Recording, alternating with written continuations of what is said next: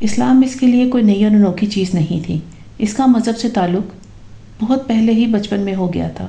وہ مراکش میں پیدا ہوا تھا، ایک مسلم ملک میں۔ پھر جن جن ملکوں میں وہ گیا وہ بھی اسلامی تھے۔ اذان کی آواز پر اپنے کلاس فیلوز کی پیروی کرتے ہوئے وہ بھی خاموش ہو جایا کرتا تھا۔ یہ عادت 15 سالوں میں بہت پختہ ہو گئی تھی۔ امریکہ میں ایک لمبے قیام کے بعد پاکستان آنے پر ایک بار پھر بے اختیار اذان کی آواز پر اسے اپنا بچپن بہت یاد آیا۔ ایک بار پھر وہ اسی طرح احتراماً خاموش ہو جایا کرتا جیسے بچپن میں اسکول میں ہوتا تھا۔ ایسی بہت سی دوسری یادیں اس کے بچپن کا حصہ تھیں جو کسی نہ کسی طرح اس کی عادت میں بھی شامل تھیں، مگر اس وقت وہ یہ سب کچھ سوچے بغیر کیا کرتا تھا۔ اسلام کے بارے میں پہلی بار اس نے تب سوچا تھا جب 6 سال کی عمر میں وہ اپنے والدین کے ساتھ 1 سال کے لیے لندن آیا تھا۔ یہی پہلی بار اس نے اپنی ماں کے ساتھ چرچ میں ایک پادری کا وعظ سنا تھا جس میں وہ لبنان اور دنیا کے کچھ دوسرے علاقوں میں عیسائیوں کے ساتھ مسلمانوں کی طرف سے کیے جانے والے مظالم کا ذکر کر رہا تھا۔ وہ ان مظالم کی کچھ اس طرح منظر کشی کر رہا تھا کہ چرچ کے بینچوں پر بیٹھی ہوئی کچھ عورتوں کی آنکھوں میں آنسو اور ہونٹوں پر سسکیاں آ گئی تھیں۔ ان میں سیبل کی ماں بھی تھی۔ ڈینیل نے تب حیرانی سے ماں کو دیکھا تھا اور خود بھی اداس ہو گیا تھا۔ مسلمان ایسا کیوں کرتے ہیں؟ اس دن چرچ سے باہر آتے ہوئے اپنی ماں کی انگلی پکڑے ہوئے اس نے اپنی ماں سے پوچھا۔ یہ ان کا کلچر ہے، وہ اپنے علاوہ کسی دوسرے کو برداشت نہیں کر سکتے، اس کی ماں نے کہا تھا۔ وہ غور سے ماں کے جملے کو سوچتا رہا۔ مگر اس طرح تو لوگوں کو مارنا بہت برا ہوتا ہے نا؟ اس نے ماں سے پوچھا۔ ہاں برا ہوتا ہے، مگر مسلمانوں کو اس کی پرواہ نہیں، وہ اور بھی بہت سے برے کام کرتے ہیں۔ میں تمہیں گھر چل کر بتاؤں گی، اس کی ماں نے اسے کہا تھا۔ اس دن گھر جا کر سیبل کے ایک کتاب کھولی تھی اور ڈینیل کو اسپین پر مسلمانوں کے قبضے اور مظالم کی تفصیلی داستان سنائی تھی۔ اگلے 1 ہفتے میں وہ صلیبی جنگوں میں مسلمانوں کی زیادتیوں کے قصے بھی سن چکا تھا۔ 1 ہفتے بعد اس کے اسکول میں ایشیا کے مسلم ممالک میں عیسائی مشنریز اور مقامی عیسائی کمیونٹی کے لیے فنڈز اکٹھے کیے گئے تھے۔ آپ لوگ ایک چاکلیٹ کی قیمت ہمیں دے سکتے ہیں۔ ایک دن ایک چاکلیٹ نہ کھا کر آپ بہت سے ایسے بچوں کی مدد کر سکتے ہیں جن کے پاس چاکلیٹ تو کیا کھانے کے لیے کچھ بھی نہیں ہے۔ ڈینیل نے اسکول میں آنے والی اس فادر کی باتیں دوسرے بچوں کی طرح بہت غور سے سنی، پھر دوسرے بچوں کے ساتھ اپنی اس دن کی پاکٹ منی اپنے پاس رکھنے کی بجائے چیریٹی باکس میں ڈال دی۔ گھر آ کر اس نے اپنی ماں کو اپنا یہ کارنامہ بتایا۔ سیبل بے تحاشا خوش ہوئی۔ ان بچوں کے پاس کھانے کے لیے کچھ کیوں نہیں ہے؟ اس نے رات کو بیٹھے بیٹھے سیبل سے پوچھا تھا۔ کیونکہ یہ لوگ مسلم ممالک میں رہ رہے ہیں۔ مسلم اپنے علاوہ تمام دوسرے مذاہب کے لوگوں کو ناپسند کرتے ہیں۔ وہ وہاں کی مقامی عیسائی آبادی سے برا سلوک کرتے ہیں۔ وہ جانتے ہیں وہ لوگ کم تعداد میں ہیں، اس لیے ان کا مقابلہ نہیں کر سکتے، اس لیے انہیں کوئی خوف نہیں ہے۔ یہ فنڈز اکٹھے ہونے کے بعد ان ملکوں میں بھیجے جائیں گے، وہاں ان بچوں کے لیے اسکول بنائے جائیں گے، ہاسٹل بنائے جائیں گے اور ان کے کھانے اور رہنے پر خرچ کیے جائیں گے۔ سیبل نے اسے تفصیل سے بتایا تھا۔ جو ایک بات سیبل نے اسے اس وقت نہیں بتائی اور وہ جو اس واقعہ کے 15 سال بعد ایک آرٹیکل کے ذریعے اس کے علم میں آئی، وہ یہ تھی کہ فنڈز عیسائیت کی تبلیغ کے لیے غریب مسلمانوں کو اپنے مذہب کی طرف راغب کرنے کے لیے ان کی بھاری مالی امداد کے لیے بھی استعمال کیے جاتے تھے۔ 6 سال کی عمر میں دوسرے بچوں کی مدد کرنے کے لیے اس نے باقاعدگی سے اپنی پاکٹ منی اسکول میں موجود چیریٹی باکس میں ڈالنا شروع کر دی۔ جس دن وہ ماں کے ساتھ چرچ جاتا، اس دن وہ چرچ میں چیریٹی باکس میں روپے ڈالنا نہ بھولتا۔ مسلمان مکار، وحشی اور دھوکے باز ہیں۔ یہودیت کی ایک عبادت گاہ میں 1927 میں عرب اسرائیل جنگ کے بارے میں تبصرہ کرتے ہوئے ایک یہودی مذہبی رہنما کا یہ وہ جملہ تھا جو اگلے کئی دن اس کے ذہن سے چپکا رہا۔ وہ پیٹرک کے ساتھ ہفتہ وار عبادت کے لیے گیا تھا اور وہاں بھی ربائی مسلمانوں کے خلاف باتیں کر رہے تھے، یہودیوں سے فنڈز کی درخواست اکٹھے کر رہے تھے۔ ڈینیل نے اپنے باپ کو ایک چیک کاٹ کر ربائی کی طرف بڑھاتے ہوئے دیکھا، پھر اس نے بھی اپنی جیب میں موجود 1 پاؤنڈ نکال کر ربائی کی طرف بڑھا دیا۔ ربائی نے اسے ہاتھ سے پکڑ کر اپنے قریب کر لیا تھا۔ یہی بچے اسرائیل اور یہودیوں کا مستقبل ہوں گے، ربائی نے اسے خراج تحسین پیش کرتے ہوئے کہا۔ ڈینیل نے کچھ جھمتے ہوئے اپنے باپ کی طرف دیکھا جس کے چہرے پر اس وقت فخر اور چمک تھی۔ پھر یہ بھی ایک روٹین بن گئی تھی۔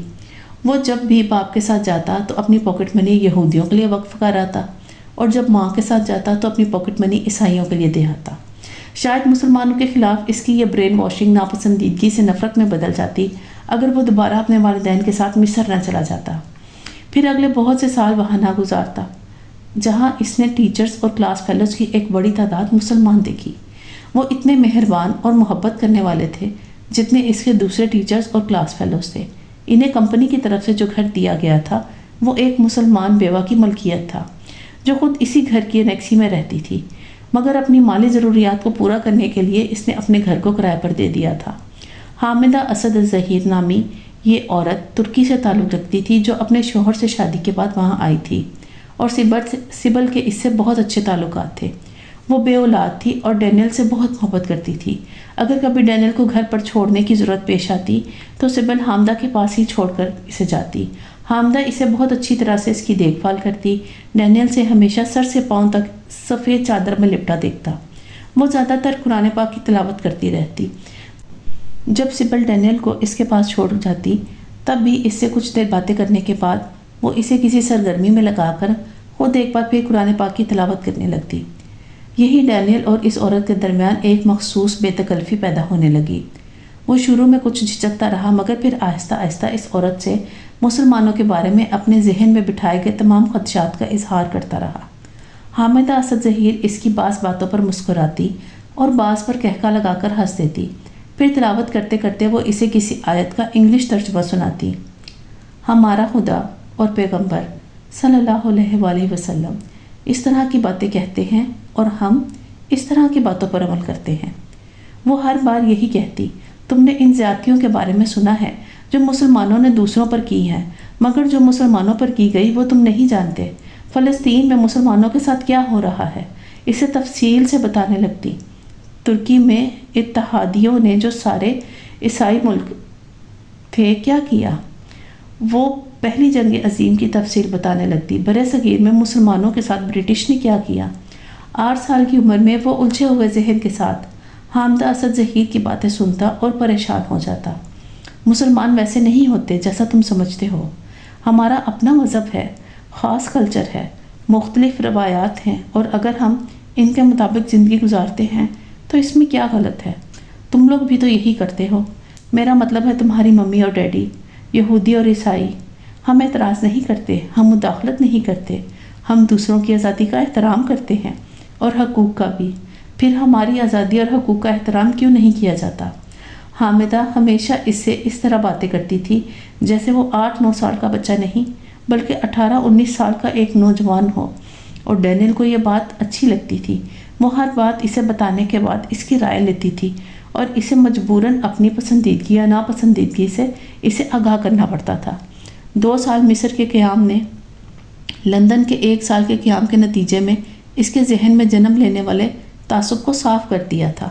وہ ہر چیز کو قدرے زیادہ غیر جانبدار ہو کر سوچنے لگا تھا۔ اگلے کچھ سالوں نے جو اس نے مسلمان ملکوں میں گزارے تھے مذہب کے بارے میں اس کے تعصب کو دوبارہ ابھرنے نہیں دیا۔ اس کی جو چند دوستیاں تھیں وہ مسلمان لڑکیوں سے تھیں۔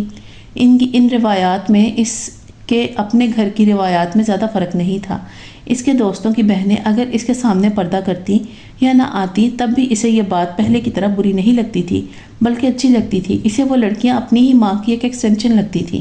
اس کی اپنی ماں بھی اسکرٹ یا ٹراؤزر پہننے کے باوجود اپنے جسم کو بہت اچھے طریقے سے ڈھانپ کر رکھتی تھی۔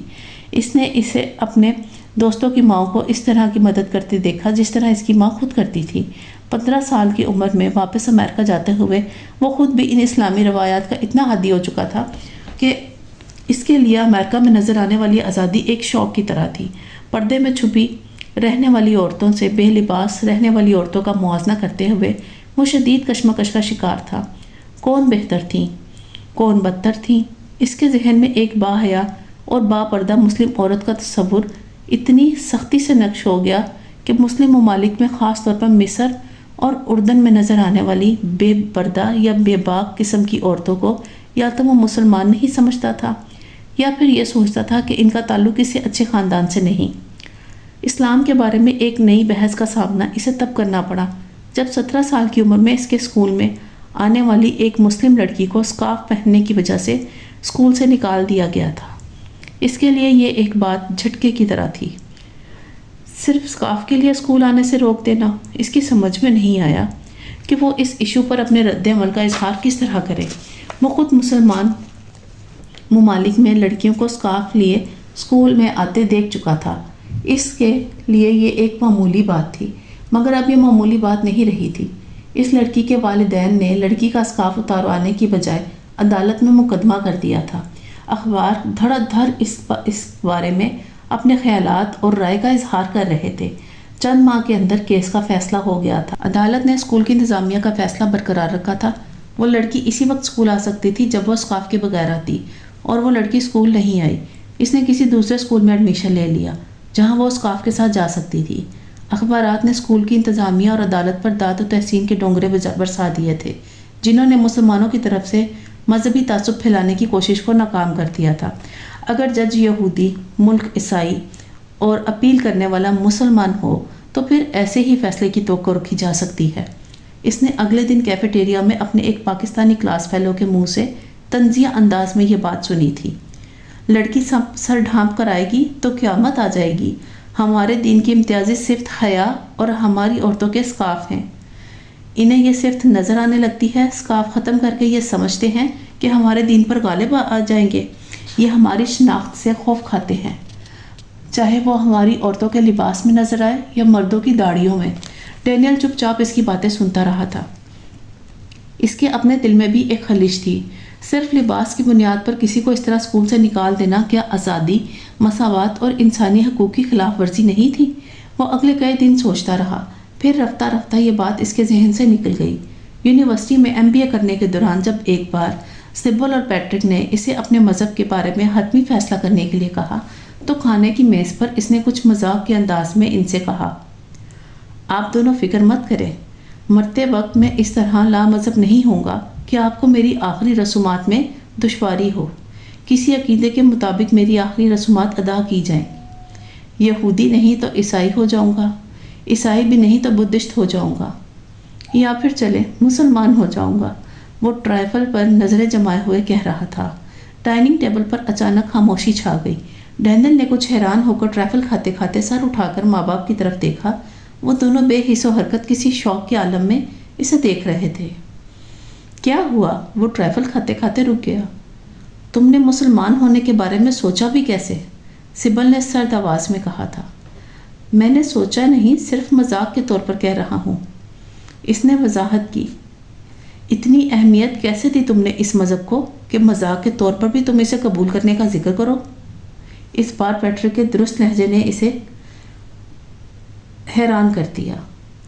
کوئی مذہب اختیار کر لو، بدھسٹ ہو جاؤ، ہندو ہو جاؤ، پارسی ہو جاؤ، ہم قبول کر لیں گے، مگر مسلمان ہونے کے بارے میں تم نے سوچا بھی کیسے؟ میں یہودی ہوں اور میں کسی ایسی اولاد کو نہیں اپنا سکتا جو مسلمان ہو۔ پیٹرک کا ایسا کرخت اور درست لہجہ اس نے پہلے کبھی نہیں سنا تھا۔ نہیں، میں نے ایسا کچھ نہیں کہا، میں نے بس مذاق میں ایک بات کی تھی، اب آپ بھول جائیں اس بات کو۔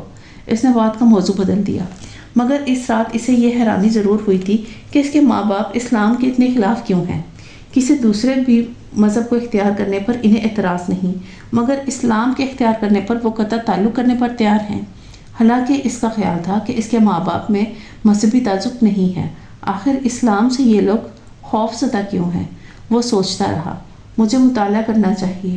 اسلامک ہسٹری میں عیسائیوں اور یہودیوں کے بارے میں سب کچھ جانتا ہوں، تو پھر اسلام کے بارے میں مجھے بھی کچھ بنیادی معلومات ضرور رکھنی چاہیے۔ اس نے اس رات طے کیا تھا اور یہی تجسس تھا جس نے اسے اسلام کا مطالعہ کرنے پر مجبور کیا تھا۔ 6 ماہ اسلام کی تاریخ اور قرآن پاک کا ترجمہ پڑھنے کے بعد اس کا ذہن مذہب کے بارے میں کچھ اور کشمکش کا شکار ہو گیا تھا۔ بہرحال یہ تو طے تھا کہ جب بھی میں اپنے لیے ایک مذہب کا انتخاب کروں گا تو پھر صرف عیسائیت یا یہودیت ہی نہیں، اسلام کے بارے میں بھی غور کروں گا۔ ان 6 ماہ کے بعد اس کا یہ فیصلہ تھا۔ کیتھی کے ساتھ دوستی کے اختتام پر ہونے والے جھگڑے میں اس کے کہے گئے الفاظ نے اسے ایک بار پھر اس مذہب کی طرف متوجہ کیا تھا۔ میری بجائے کسی جاہل پردے میں چھپی ہوئی مسلم عورت سے شادی کرو، جاؤ، جو ساری عمر تمہاری انگلی پکڑ کر چلتی رہے اور تمہارے علاوہ کسی دوسرے مرد کا منہ دیکھنے کی جرات نہ کرے۔ وہ کیتھی کے کہے گئے جملے پر کئی دن مشتعل ہو کر سوچتا رہا۔ مسلم عورت واقعی کیتھی جیسی عورتوں سے بہتر ہوتی ہے۔ وہ کم از کم پاک تو ہوتی ہے، اس میں وفاداری اور حیا تو ہوتی ہے۔ وہ اپنی نمائش کروانے کا شوق نہیں رکھتی۔ جو مذہب اپنے پیروکاروں میں یہ خوبیاں پیدا کرے وہ اس مذہب سے بہتر ہے جو اپنے پیروکاروں میں یہ خصوصیات پیدا نہ کر سکے۔ کیتھی نے اسے مسلم عورتوں سے شادی کا طعنہ اس لیے دیا تھا کیونکہ وہ مغرب میں مسلم عورتوں کا ایک پسماندہ، ان پڑھ اور مجبور لاچار مخلوق کے طور پر پیش کیا جاتا تھا۔ ایسی مخلوق کسی بھی اچھے مرد کے قابل نہیں سمجھی جاتی تھی، مگر ڈینیل کو یہ بات طنز لگنے کی بجائے ایک نئی راہ دکھا گئی، وہ راہ جو اسے مشرقی عورتوں کی طرف متوجہ کر گئی۔ پھر وہ جیتا کے منہ سے نکلے گئے الفاظ اسے ایک بار پھر بے چین کر گئے تھے۔ بعض دفعہ تم مجھے ایک مسلم مرد کی طرح تنگ نظر اور کٹر لگتے ہو۔ اسے اس وقت اس تبصرے پر غصہ آیا تھا۔ اگر میں اپنی بیوی کا کسی دوسرے کے سامنے برہنہ ہونا پسند نہیں کرتا تو اس میں تنگ نظری اور کٹر ہونا کہاں سے آ جاتا ہے؟ جو چیز قیمتی ہو اس کی قدر کی جائے اور اسے کوئی بھی گلی میں نہیں رکھتا۔ اگر مسلمان مرد بھی اپنی عورت کے بارے میں ایسے خیالات رکھتا ہے تو ٹھیک کرتا ہے۔ کیا ایسی باتوں کی وجہ سے مغرب نے مسلمانوں پر تنگ نظری، تعصب اور کٹر پن کے ٹھپے لگائے ہوئے ہیں؟ اس رات بھی وہ بہت دیر تک یہی کچھ سوچنے پر مجبور تھا۔ جاب ملنے کے بعد وہ پاکستان آ گیا تھا، مگر یہاں بھی جس سوسائٹی میں وہ موو کرتا تھا زیادہ تر لڑکیاں ایسی ہی تھیں۔ وہ پارٹیز میں ایوننگ گاؤنز میں ملبوس لڑکیوں کو ہاتھ میں شراب کے گلاس لیے مردوں کے ساتھ بے تکلفی کے مظاہرے کرتے دیکھتا اور حیران ہوتا، کیا واقعی اب مسلم ممالک میں بھی ویسی عورتیں نہیں ملتی؟ یہی سٹف ملتا ہے جو کسی بھی ترغیب کے سامنے نہیں آ سکتا، چاہے وہ ترغیب دولت کی صورت میں ہو، شہرت کی صورت میں ہو، سٹیٹس کی صورت میں ہو یا پھر کسی مرد کی صورت میں۔ وہ مایوسی سے سوچتا اور شادی سے کچھ اور متنفر ہو جاتا۔ اگر ایسی ہی کسی عورت کے ساتھ زندگی کا ساتھی بنانا تھا یا زندگی گزارنی تھی تو اپنے معاشرے کی عورت کیوں نہیں؟ پھر یہاں شادی کرنے کی کیا ضرورت ہے؟ وہ کچھ بے دلی سے سوچتا۔ آہستہ آہستہ اپنے کام میں اتنا مصروف ہو گیا تھا کہ اس نے پارٹیز میں لڑکیوں کو اس نظر سے دیکھنا ہی ختم کر دیا تھا۔ وہ ہر لڑکی کے ساتھ رسمیں لیگ کرتا اور رابطہ ختم کر دیتا۔ اس کی یہ روٹین لاہور آنے کے بعد بھی ایسی ہی رہی تھی، اور اب تو وہ ایک کسی ایسی لڑکی کی محبت میں گرفتار ہو چکا تھا جس کے بارے میں وہ کچھ نہیں جانتا تھا سوائے نام کے۔ اگر یہ لڑکی بھی انہی لڑکیوں جیسی ہوئی جنہیں میں آج تک مسترد کرتا رہا ہوں تو پھر کیا میں اسے بھی چھوڑ دوں گا؟ اس نے خود سے پوچھا تھا، اور جواب دینے کی ہمت اس کے اپنے اندر نہیں تھی۔ میں اسے نہیں چھوڑ سکتا۔ میں اس کے ماضی سے کوئی دلچسپی نہیں رکھوں گا۔ اپنے حال کو ویسا بنایا جا سکتا ہے جیسا میں چاہتا ہوں۔ جب میں اسے زندگی میں سب کچھ دوں گا تو کیا وہ میرے لیے باہر سے اختیار نہیں کر سکے گی؟ اس نے سوچا، وہ کر لے گی کیونکہ وہ مشرقی عورت ہے اور شاید مسلمان بھی۔ پچھلے 35 سالوں سے جس مسئلے کو وہ ٹالتا رہا تھا اب وہ اس کے سامنے اس طرح آ گیا تھا کہ وہ آنکھیں چرا کے آگے نہیں جا سکتا تھا۔ کیا میں ایک مسلمان عورت سے شادی اس کے لیے اسلام قبول کر سکتا ہوں؟ اس نے اپنے آپ سے پوچھا تھا۔ اس کے اندر خاموشی کا ایک طویل وقفہ تھا۔ ہاں میں کر سکتا ہوں، بالآخر جواب آیا تھا۔ اگر وہ لڑکی مجھے مل جائے تو میں کچھ بھی کر سکتا ہوں۔ فیصلہ بہت آسان ہو گیا تھا۔ اگلے دن ایک بار پھر فاسٹ فوڈ آؤٹ لیٹ پر گیا تھا۔ وہ آج بھی نہیں تھی۔ رات کو وہ سعود کے پاس پہنچ گیا۔ ٹھیک ہے، تم نے فیصلہ کر لیا؟ تم اس لڑکی کے لیے مذہب تبدیل کر لو گے؟ اچھا فرض کرو کچھ عرصے کے بعد تم دونوں کی شادی ناکام ہو جاتی ہے، تم اسے طلاق دے دیتے ہو، پھر کیا کرو گے؟ کیا اسلام چھوڑ دو گے؟ اس کے پاس ڈینیل کے ایک اور مشکل سوال تھا۔ ڈینیل ناکام ہونے سے مذہب کی تبدیلی کا کیا تعلق ہے؟